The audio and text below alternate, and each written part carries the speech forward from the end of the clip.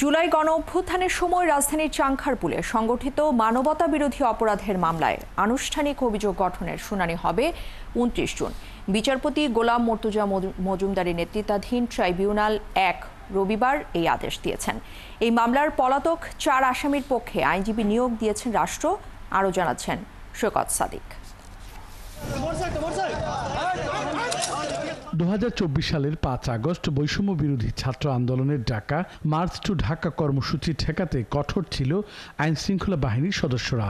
ওই দিন শেখ হাসিনার পতন হলেও পুলিশের গুলির আঘাত থেকে রক্ষা পায়নি ছাত্র জনতা। রাজধানীর চানখারপুলের বিভীষিকাময় চিত্র এখনও সাক্ষী হয়ে দাঁড়িয়ে আছে সেই হত্যাকাণ্ডের।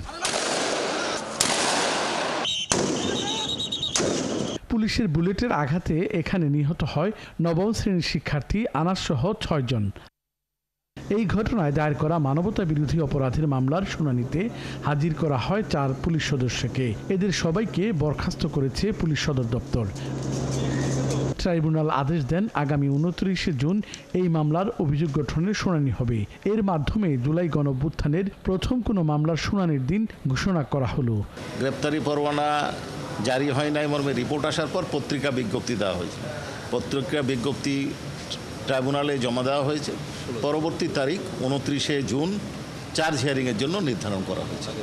আগামী রবিবার ৮ জন আসামি, ৪ জন পলাতক, ৪ জন হাজির আছেন, তাদের লয়াররাও ছিলেন। চানখারপুল হত্যাকাণ্ডের মামলার পলাতক রয়েছেন অপর ৪ আসামি ডিএমপির সাবেক কমিশনার হাবিবুর রহমান, সাবেক যুগ্ম কমিশনার সুদীপ কুমার চক্রবর্তী, রমনা অঞ্চলের সাবেক অতিরিক্ত উপকমিশনার আক্তারুল ইসলাম ও রমনা অঞ্চলের সাবেক সহকারী কমিশনার মোহাম্মদ ইমরুল।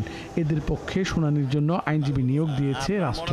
এটা আইন পরিষ্কার যে স্টেট ডিফেন্স দিতে হবে এই মামলা, ট্রায়ালের মামলায়, কন্টেম্প প্রসিডিংয়ে নয়, ট্রায়ালের মামলায় দিতে হবে। কাজী আইন ট্রাইব্যুনাল অবশ্যই দিবেন এবং এটা টোটালি ট্রাইব্যুনালের এখতিয়ার। গত ২৫ মে এই মামলার আসামিদের বিরুদ্ধে অভিযোগ আমলে নেয় ট্রাইব্যুনাল ১। এরপর আদালতের নির্দেশনা অনুযায়ী পলাতক আসামিদের হাজির করতে পত্রিকায়ও বিজ্ঞপ্তি দেওয়া হয়। সৈকত সাদিক, ৭১, ঢাকা।